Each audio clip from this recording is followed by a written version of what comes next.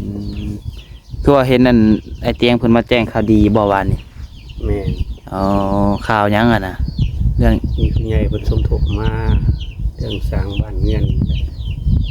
สร้างเฮือนสร้างเฮือนตัวใดตัวดินบ่คือหยังบ่ขอเคยก็ยังนี่แหละเดี๋ยวก็เกยออกเพิ่นมีอันงบบ่ผู้ใหญ่เพิ่นรวมสมทบมาอ๋อรวมสมทบ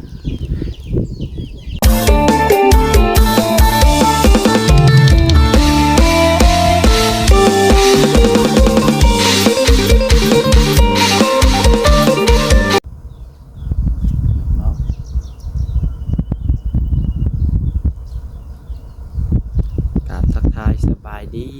สวัสดีแม่พี่น้องสบายดีป้าลุงและก็ FC กันเบิดสุขุสุคนรักคุณใหญ่ใจดีทุกท่านพี่น้องเนาะว่าสิอยู่ฝั่งลาวฝั่งไทยแล้วก็อยู่ทางต่างประเทศพี่น้องเนาะก็ยินดีต้อนรับเข้าสู่ช่อง YouTube น้องพัดใจชาแนลอีกแล้วพี่น้องเนาะโดยน้องเอ้ยพบพ่อกันกำลังพัดใจมื้อนี้เนาะในตอนเช้าๆพี่น้องเอ้ย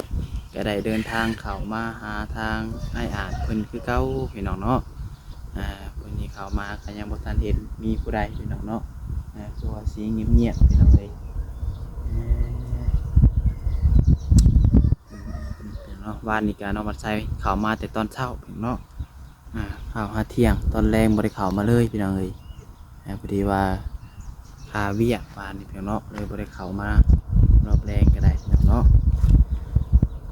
แต่ก็คือว่าเห็นนั่นทางไอเตียงเพิ่นเข้ามาแจ้งข่าวดีบอกพี่น้องเนาะแจ้งข่าวดีทางไอ้อาจก็มีงบมีหยังเข้ามาแล้วพี่น้องเนาะเดี๋ยวเขาไปฟังนำกันพี่น้องเนาะทางไอ้อาจไปนำกันพี่น้องวันนี้เราใส่กับเข้ามากะสิออกมาไหว้เน่มื้อนี้เนาะเพราะว่ามีเวียกสิไปต่อพี่น้องมื้อนี้เนาะเพิ่นว่า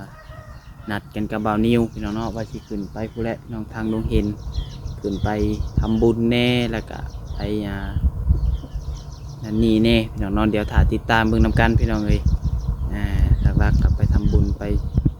ยังอะไรพี่น้องเนาะถ้าเบิ่งนำกันทางจากคันว่าเบานี้คนบ่ท้าคาเวียกพี่น้องเนาะคนกระตุกลงกันเมื่อคืนนี้ว่า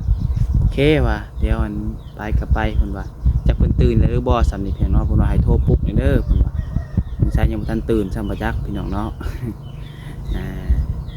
เอาพี่น้องบ่ว่าลายปานนี้เดี๋ยวพาพี่น้องเข้าไปหาทางไอ้อาจเพิ่นก่อนเนาะพี่น้องเนาะ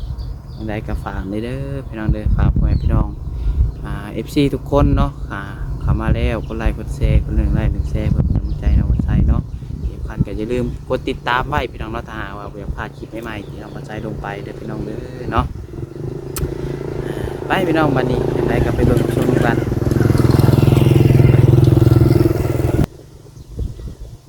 ไปพี่น้องเนาะ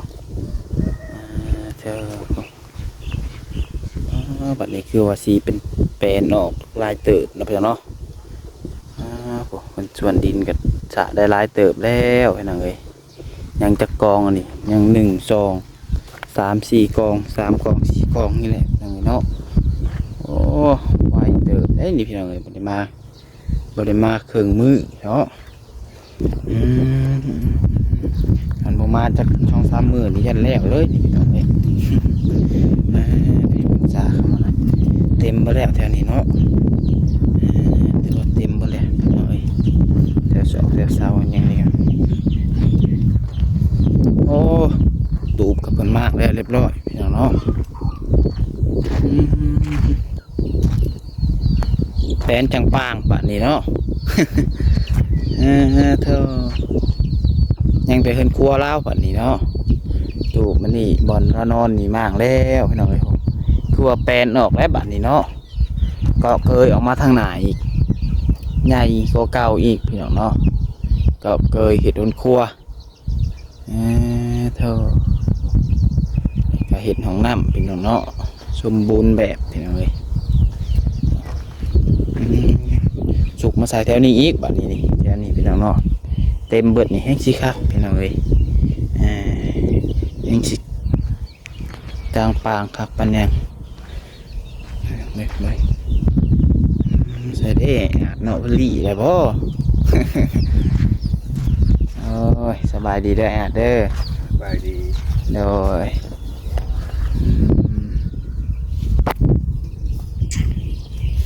นี่อะไร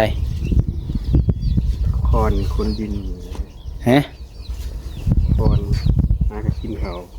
กินข้าวมีคนมาหาแล้วบ่มื้อนี้ยังบ่มีใครมาเลยถือว่าเรามาใส่คนแรกได้อนี่เนาะ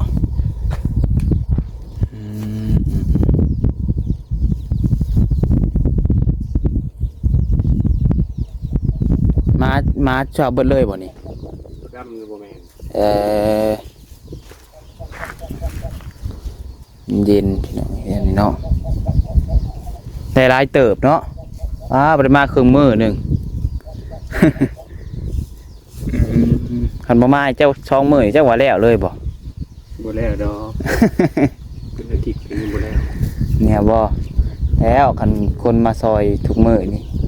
ใช้ผู้ช่วยอันน่ะเด้สาผู้เฒ่าอะนะฮะ บ่เห็นมาเลยกลับไปบ้าน บ่เห็นบ่มื้อนี้ ออกมาแล้วทีนึงเลยกลับไปในบ้าน เอาออกมาแล้วเนาะ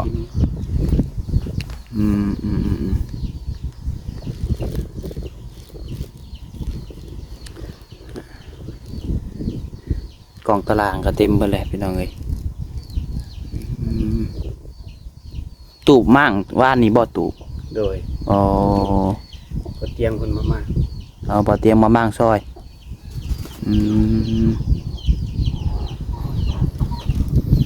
กินข้าวกับยังมื้อนี้ ที่เขาก็พัดหน่อไม้ พัดหน่อไม้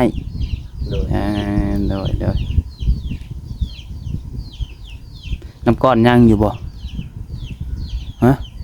บ่มีแต่ ไว้ซื้อเขามาให้กินนี่พุ่นไว้สิมาซื้อทางกันเนี่ยแถวเฮือนหันไกลเพอนี่พุ่นขี่มาพุ่นแล้วลืมเลย ขี่กายมาเลยโอ้ยว่ะไปซื้อมาให้แต่ละมื้อนะพี่น้องข่าวมาตอนเช้าว่าต้องกินน้ำเย็นเนาะผมมีตู้เย็นได้พี่น้องเลย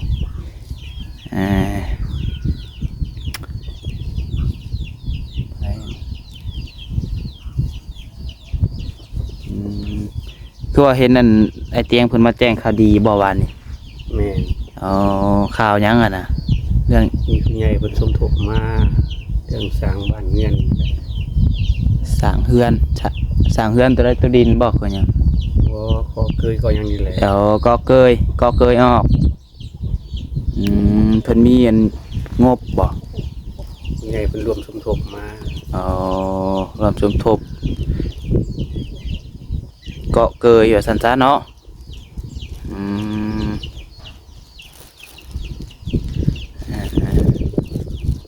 แต่ก็ยังคือสิยังบ่พอบ่ ยัง เพิ่นมีเท่าไรสายทางไอเตียงว่าตอนนี้เพิ่นบอก แจ้ง อยู่ ว่านี่มีสมทบเข้ามา 3,000 บ่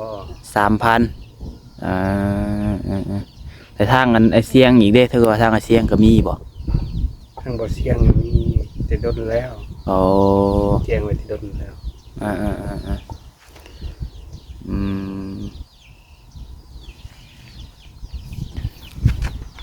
เป็นข่าวดี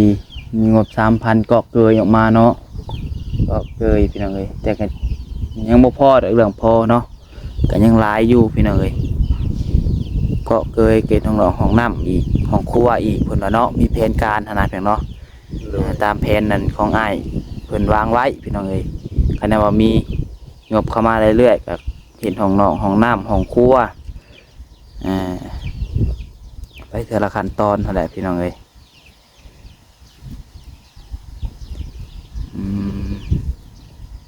มื้อวานนี่เพิ่นออกมาตอนค่ำเมื่อวานนี่ ตอน3 โมงไป4 โมง มื้อนี้ก็เพิ่นออกมาอยู่บ่คือว่าเพิ่นเฮ็ดบุญได้มื้อนี้รู้อยู่บ่ ตั้งแจกหาปลาเพิ่น โดยเฮ็ดบุญแจกก็ไม่เฒ่าน้องบัดไซคือกันพี่น้องเนาะทางเบิ่งมื้อเทื่อน้องบัดไซก็มื้อซอยเวียกพี่น้องเอ้ยมื้อแรงมื้อซอยเวียกว่าเฮือนไม่เฒ่าพี่น้องเอ้ยเนาะทางบ่เตียงนี่เป็นป้าเพิ่นน้องบัดไซได้เชิญไม่เฒ่าแต่ว่าเพราะแม่น้องบัดไซนี่เพิ่นสิเข้าเมื่อจะแล้วพี่น้องเข้ามาบุญแต่ว่าน้องบัดไซเขาบ่ค่าเวียกสิเข้ามื้อซอยเวียกซอยงานเพิ่นนั่นแหละพี่น้องเนาะเก็บ โต๊ะเก็บตังค์เสิร์ฟนั่นนี่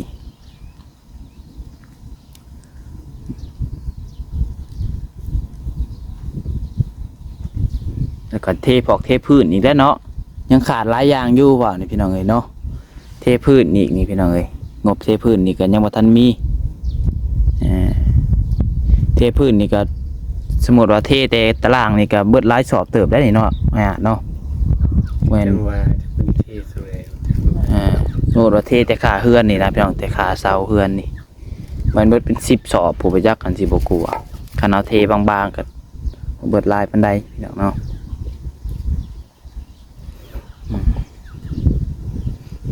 นี่เมื่อคืนนี่บ่ได้ตัวเด็ดบ่เมื่อคืนนี่ บ่ บ่ได้ตัวเด็ดซ้ำ บ่ได้หยังเลย โอ้ยเลขลาวได้มื้อนี้เนาะ อย่าได้ตัวเด็ด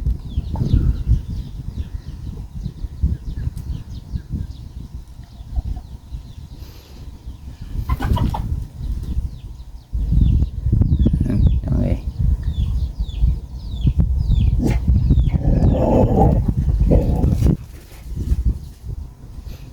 จังหวะนี้ฮอดยามมายามหน้าเพิ่นท้ายให้ทนานี่ก็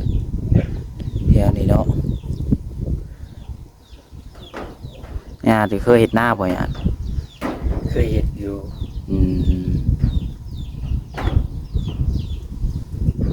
ตะกี้ก็เคยมีหน้าบ่เคยบ่มีหน้าของตัวเองนี่ มี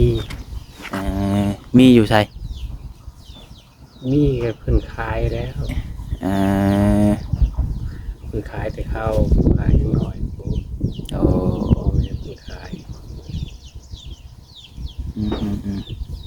นี่มื้อนี้กินแล้วบ่ยาฮะ กินแล้ว คือว่าอยากสั้นๆไข้กว่าเก่าบ่ไข้กว่าปกติบ่ฮะ ถ้าบ่ใครบอกก็ใครอยู่มันแล้วแต่ว่าเฮาใส่ความคิดใส่เฮาคิดหลายเฮามันก็ตื่นเต้นมันก็สั่น โสดเอาเขาขึ้นลายเดี๋ยวคนมาหาลายนั่นนี่ก็สั่นแห้ง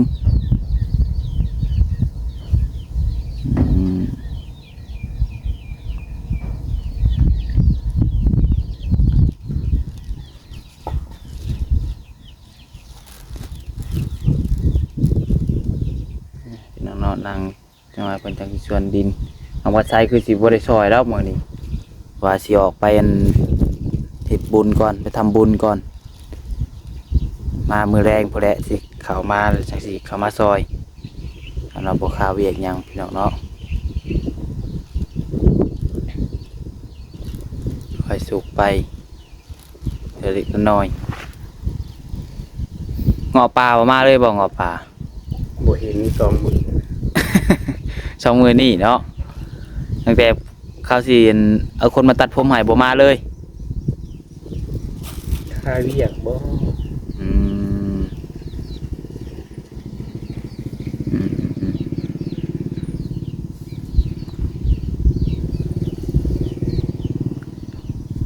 พี่น้องเลย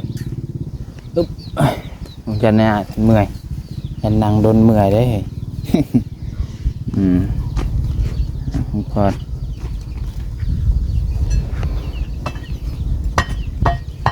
ฝนตกมานี่หยุบอีกแล้วนี่เนาะเนาะหยุบลงหลายเติบไปจักนี่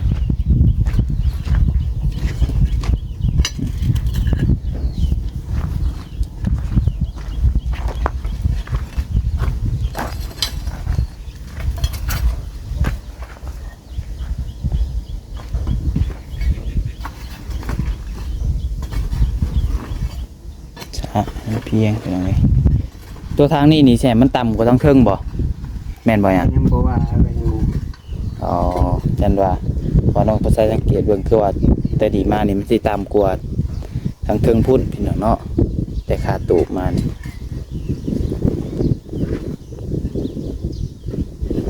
ต่ำจังหน่อยก็ต้องให้วิทย์ให้หน้าพี่น้องเอ้ย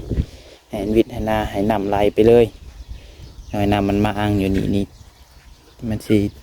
เปื้อนนั่นแหละ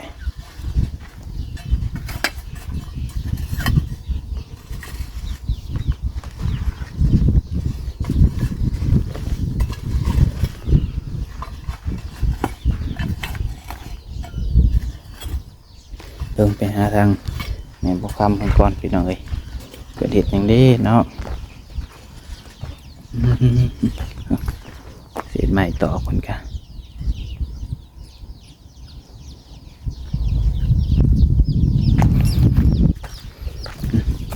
กระบอกกระเบื้องนี้ยังสิได้ง่ายอีกได้นี่พี่น้องให้เบิ่งทรงเนาะว่าเพิ่นเอาดินเข้ามาเอาดินเข้ามาเท่านี้นี่ครับก็ต้องง่ายขึ้นมาอีกง่ายขึ้นไปดินยังสิเอาดินถมได้ซั่นแหละถมดินบ่ได้พี่น้องเนาะใช่ไม่ใช่เลยกูอยู่แล้วปะยัก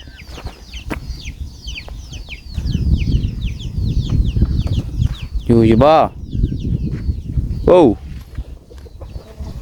โอ้ยก็ได้เอาไปใส่อะไรเจ้านี่เห็ดที่สังเด้อันนี้เบิ่งข่าวบ่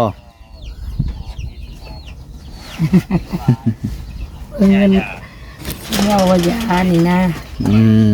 เบิ่งข่าวเบิ่งกันนั่นบ่ยายังอันนี้ ยายังดีลูกพอเอาอะยาดำๆมันนี่ซื้อในตลาด ยาดีกระเพาะนั่งเรียบร้อยตูบเนาะคืนนี้นอนใช่คืนนี้อันอยู่เทิง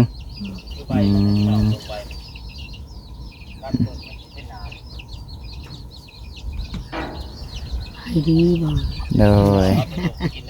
เบิ่งข่าว มือนี้มีไผมา มื้อนี้ยังมีไผมาลังเบิ่งชัวร์ๆจักหน่อยเจ้าเพิ่นค้าเวียกบ่จักเฮาก็มาอัปเดตให้ FC เบิ่งซื่อเพราะว่าบ้านนี่ตอนแรกก็บ่ได้มาเห็น FC เพิ่นถามว่าไปใช้นั่นนี่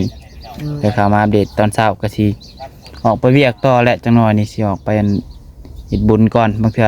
แรงๆสิกลับเข้ามาใหม่ บุญเลย ไปทำบุญอยู่วัด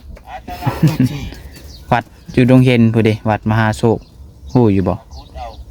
ได้ยินมันไปจะเถื่อปานจะไปอยู่คือจะไปยังบ่มันพ่อมันอยู่ ได้ยินแต่ซื่อ ยินอยู่ อืม ว่าบุญยังบ่ฮอดจะบอกยังบ่ทันไปอยากไปอยู่ อืมเด้อ ยังวันไปจะเถื่อได้ ยังบ่เคยไป ยังเห็นอยู่แล้วผ่านไปถ้าบ่ทันได้เข้าไปจะเถื่อ เขา แคมทางต่อ โดยแคมทาง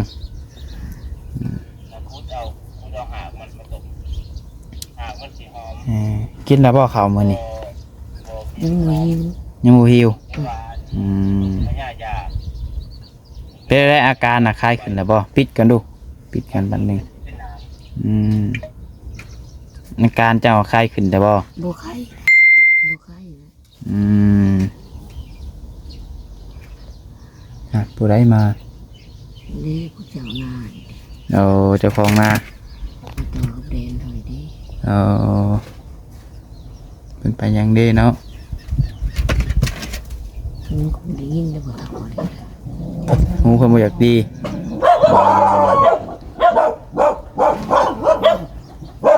ยาสิเบิดแล้วบ่ยาฮะ แม่น สิเบิดแล้วติยังจักเน็ตยังหลายอยู่บ่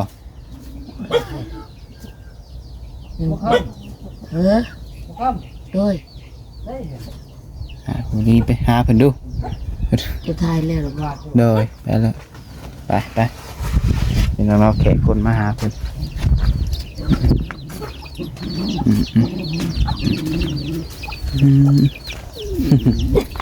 ไปทางใดเด้เนาะสบายดีเด้อ ว่าดี ไปทางใด มาเบิ่งหน้านี่แหละ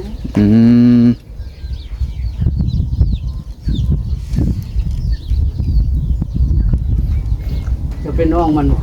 โดย เบิ่งพี่น้องตัวเย็นๆเข้ามาตลาดต้องได้ก้มพี่น้องเอ้ยสั่นเลยหัวต่ำ พักเลยเด้เฮือนนี่เนาะ เงินมาเงินมาบ่ นี่บ่ เงินมาให้บ่อื่นยังจะเอาเข้ามาแปลกๆเดี๋ยวเงินมาให้ เอามาเบิ่งหน้ายามหน้าเนี่ย โอ้ยยังไม่ลงมาติดเลย